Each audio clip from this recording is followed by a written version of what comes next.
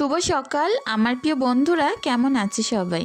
আশা করছি সকলে অনেক বেশি ভালো আছো। আমরাও না বেশ ভালো আছি। ভারতের ছোট্ট একটি গ্রাম থেকে আমি রূপা, ব্লগার রূপা চ্যানেলে সকলকে স্বাগত জানিয়ে আজকের ব্লগটি শুরু করছি। তো ঘুম থেকে উঠেই প্রচুর তাড়ার মধ্যে আছি।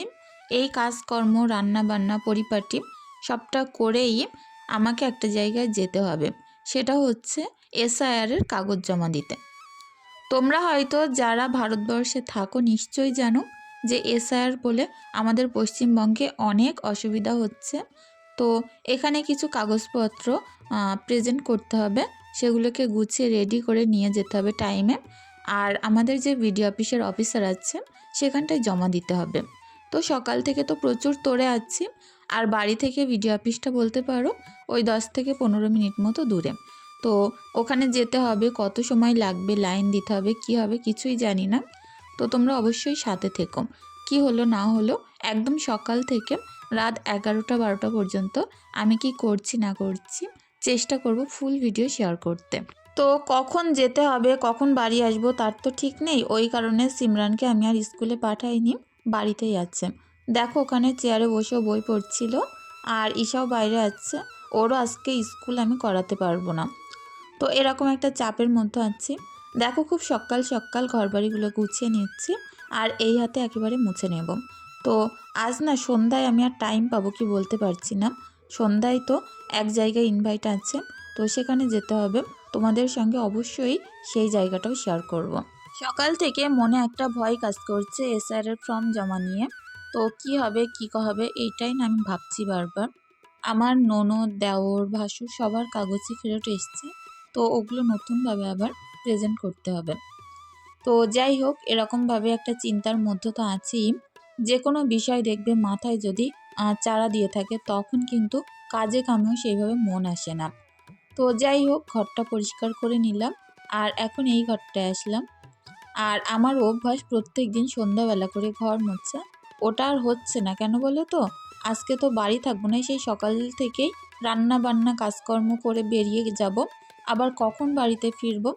তারপরে রাতে গিয়ে একটা বড় আমাদের পিকনিকের পার্টি হবে, যেখানে বক্স টক্স সব কিছু থাকবে।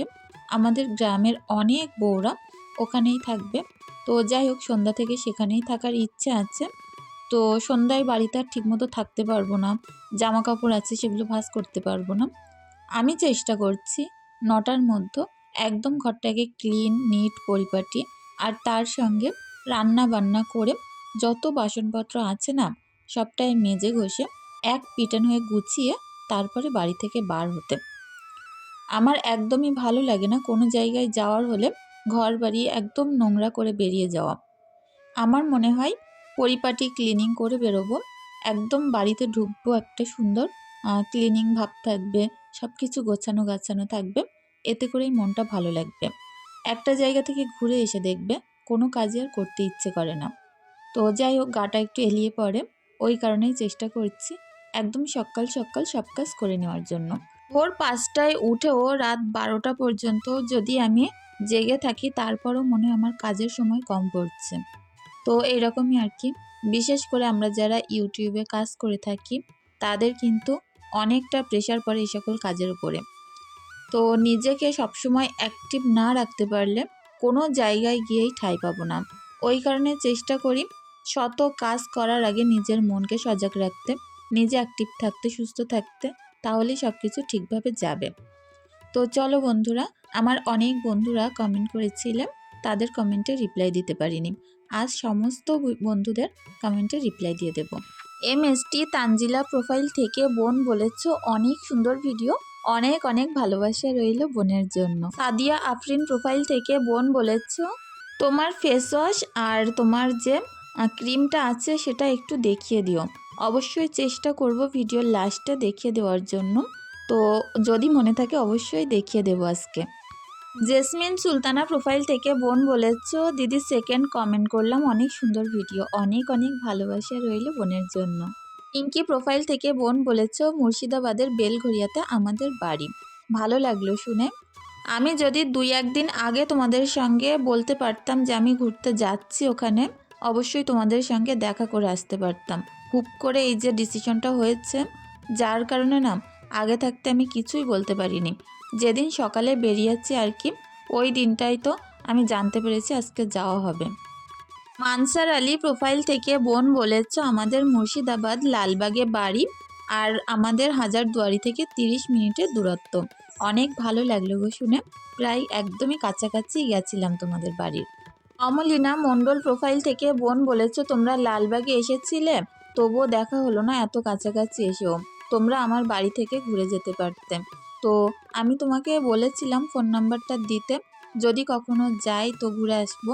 তো আমি তো ফোন নাম্বার পাইনি, ওই কারণেই যোগাযোগ করতে পারিনি। তো যাই হোক, এখন তো আর যাওয়াই হবে না, কারণ এখান থেকে অনেক দূরে, আর বাচ্চা কাচ্চা নিয়ে এত দূরের পথে না অনেক কষ্ট করেই যেতে হয়েছিল। তো অন্য কোনো সময় যদি যাই অবশ্যই দেখা হবে। সাজিদা প্রোফাইল থেকে বোন বলেছ দিদি তুমি কি আর দোকানে যাও না? আর দোকানটা সেইভাবে আর যাওয়া হয় না, কি বলো তো, সন্ধ্যাবেলা করে খোলা হয়।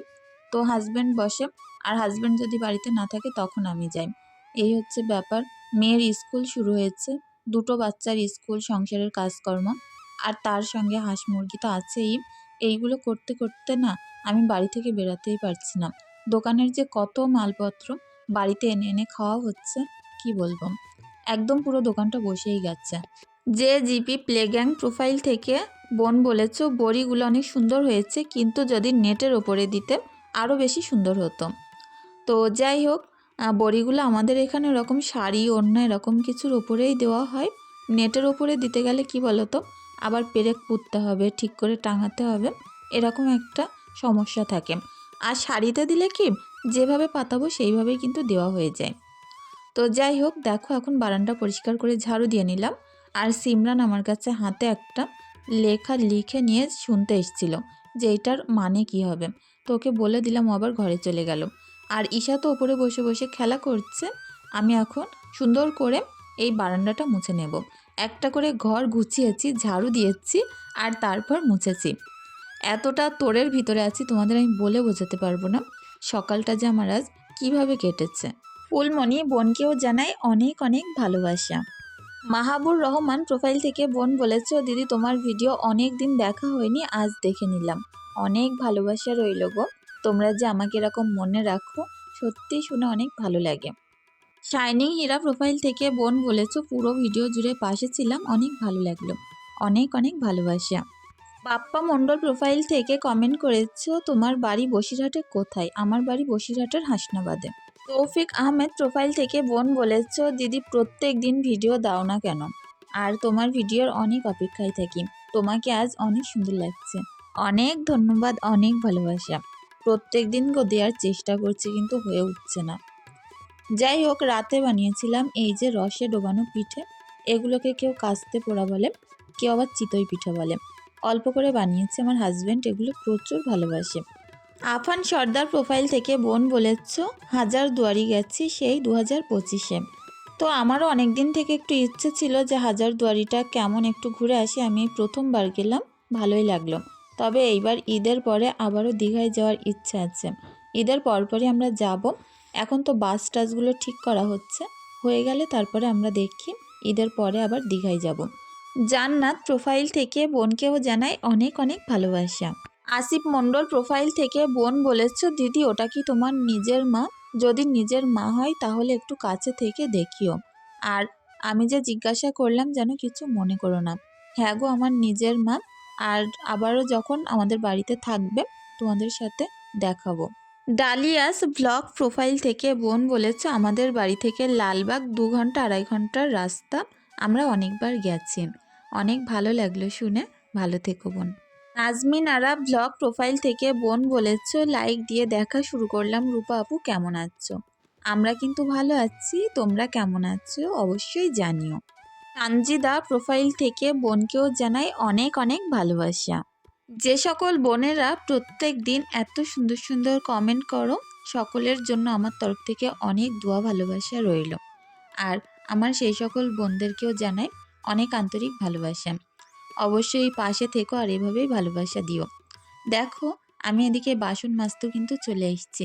আর কালির হাঁড়ি করা মাজতে একটু সময় লাগে। আর এই যে কড়াটা, একদমই পরিষ্কার হয় না। যতই মাজি ঘষি এটা একদমই কালো কালো টাইপের কড়া। ভাবছি না এরকম কড়া আমার 2-3টে হয়ে গেছে, বদল দেব। দিয়ে একদম দোকানদারের সঙ্গে বলে কয়ে একটা ভালো ধরনের কড়া নেব। তো অনেক দিন থেকে শখ একটা বড় সাইজের সুন্দর কড়া নেব, যেটা আমার রান্না করলে সবজিটা ঠিকঠাক হয়ে যাবে। আমার 2-3টে তো কড়া, কিন্তু কোনোটা অনেক বড়, কোনোটা অনেক ছোট। আবার কোনোটা অ্যালুমিনিয়ামটা অনেক ভালো চকচক করে, কিন্তু সেটা আবার অনেকটাই ছোট। এই আর কি, দেখা যাক 2-1 দিন বাদে একটু দোকানে গিয়ে কড়াগুলো বদল দিয়ে অন্য কড়া কিনে আনবো। আর এই যে ভাতের হাঁড়িটাও সুন্দর করে ধুয়ে নিলাম। এই হাঁড়িটা আমি গ্যাসে রান্না করি, ওই কারণে সেরকম কালি পড়ে না। আর যেগুলো আমি উনানে রান্না করি, একটাই হাঁড়ি, সেটার তলায় কালি রেখে দিয়েছি। প্রত্যেক দিনই মাজি, কিন্তু ওটা কালিগুলো আমি তুলি না। তো এই দিকে আমি চলে আসলাম আমার উঠোনের একটা কোণা ঝাড়ু দিতে। পুকুর পাড়ের গা থেকে ঝাড়ু দিয়ে স্টার্ট করলাম। আর আমার উঠোনটা এত বেশি বড়, ঝাড়ু দিতে গেলে পুরো কোমর লেগে যায়। তো অনেকগুলো নারকেল গাছ লাগানো, বাড়িটা দেখতে না এত ভালো লাগে নারকেল গাছগুলোর জন্য, কি বলবো। কিন্তু এত বড় একটা বিপদ হয়ে গেছে, তোমাদের আমি বলে বোঝাতে পারবো না। আমার যে নারকেল গাছগুলো আমরা যখন লাগিয়েছিলাম, তার কিন্তু অনেক উঁচুতে ছিল, 11,000 ভোল্টেজের তার। তো সেই তারগুলো এখন পুরো গাছের সঙ্গে ঠেকে গেছে। তো বাড়িতে যখন তখন বিপদ হতে পারে। পুরো এক সারিতে 3-4টে নারকেল গাছ, পাতাগুলো সব তারে ঠেকে গেছে। কিছু কিছু গাছের পাতা ঠেকেছে, আবার কিছুটা হালকা ঠেকবে, এরকম ভাব। তো হাজব্যান্ড বলছিল যে গাছগুলোকে তুলে দেবে, তাছাড়া আর কোনো উপায় নেই। বলো, তৈরি করা গাছ যদি এরকম অবস্থায় কি বলবো। এখান থেকে যখন কয়েক বছর আগে লাগানো হয়েছিল, তখন শুনেছিলাম প্রত্যেক তার কেবিল তার হয়ে যাবে। সেগুলো তো হয়নি, যেমনকার সেরকমই আছে। আর বাড়ির ওপরে তার থাকা মানে বাচ্চা কাচ্চা নিয়ে ভাবো কতটা বেশি দুশ্চিন্তা। তো এই দিকটাও পুরোপুরিভাবে ঝাড়ু দিয়ে একদম পরিষ্কার পরিচ্ছন্ন করে নিলাম। এখানটায় আমার উনানটা রেখেছি, এটাকে এখন লেপে নেব। আগের দিন যখন রান্না করেছিলাম না, তখন আর লেপা হয়নি, আজ ভাবছি লেপে নেব। আর এই জায়গায় কিছুটা শাকের বীজ ফেলা হয়েছে, এত বেশি পাতা পড়ছে কি আর বলবো, একদম বীজগুলো বার হতেই পারছে না। ওই কারণে ওপর থেকে ঝাড়ু দিয়ে দিয়ে যতটা পারলাম টেনে একেবারে ময়লাগুলো বার করে নিলাম। তো সকালের কাজকর্ম সকাল সকাল হয়ে গেলে মন থেকে একটা আলাদাই শান্তি আসে।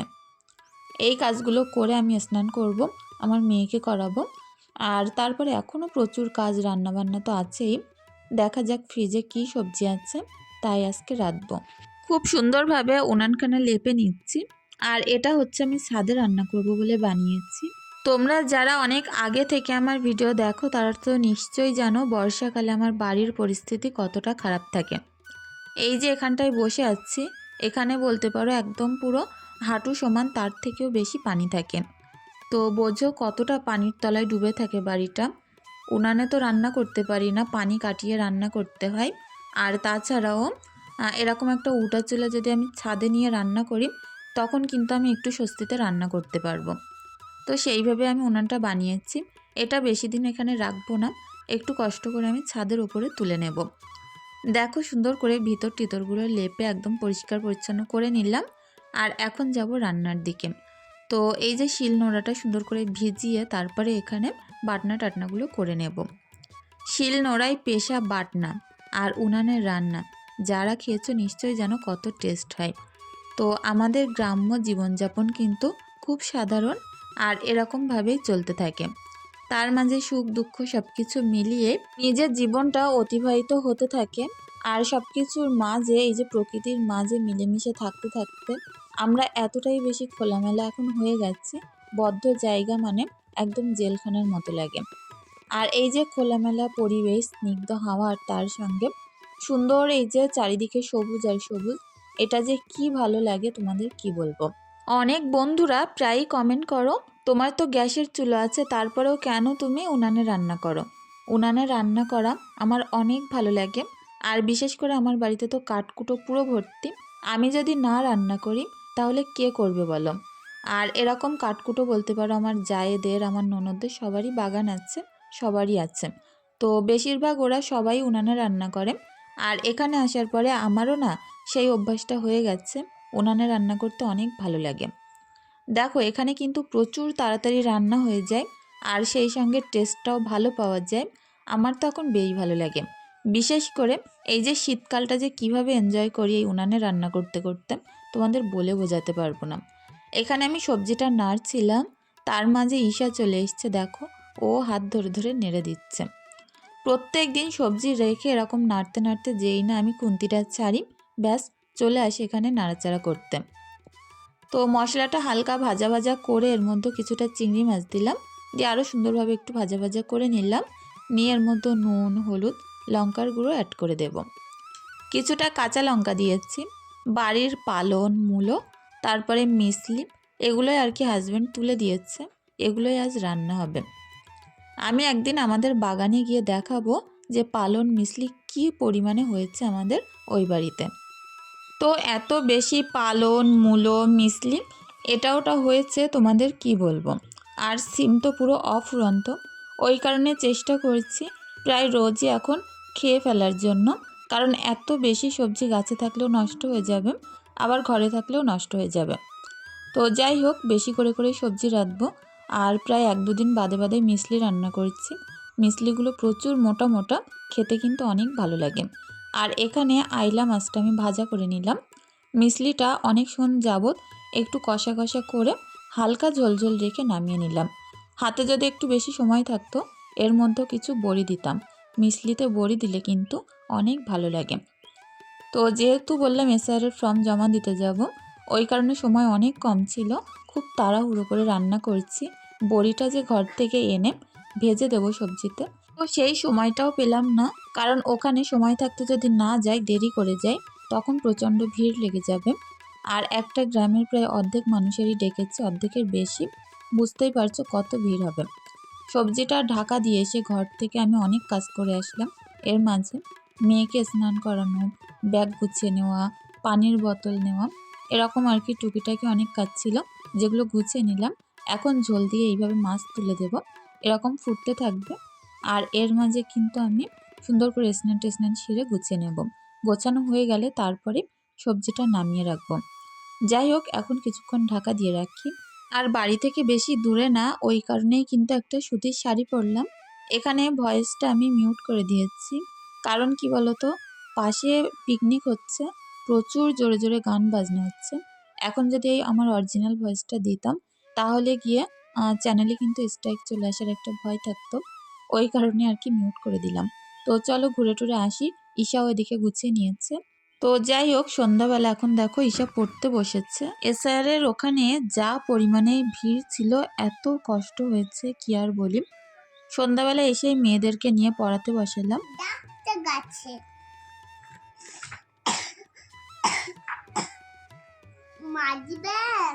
সারাদিন ছোটাছুটি, দৌড়াদৌড়ি, একটু রেস্ট নেওয়ার টাইম পাইনি। এখন মেয়েকে নিয়ে পড়াতে বসালাম, এক্ষুনি যেতে হবে আবার পিকনিকে।